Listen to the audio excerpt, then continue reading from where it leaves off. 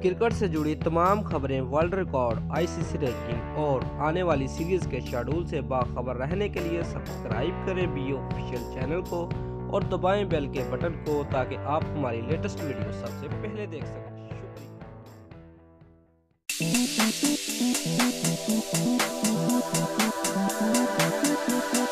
News Chris Gayle ने तवील अरसे बाद धुआंधार इनिंग्स खेलते हुए आईपीएल में सेंचुरी दाग दी है। तफसीलात के मुताबिक क्रिस गेल ने एक मरतबा फिर से खुद को टी20 क्रिकेट का सबसे बेहतरीन बल्लेबाज साबित कर दिया है। व्यूज आईपीएल में क्रिस गेल ने किंग्स 11 पंजाब की नुमाइंदगी करते हुए धुआंधार इनिंग्स खेली और सेंचुरी दाग दी। क्रिस गेल ने 63 गेंदों पर 104 रन की शानदार इनिंग्स खेली। व्यूज क्रिस गेल ने अपनी इनिंग्स के लिए 11 छक्के और सिर्फ एक चौका रसीद किया।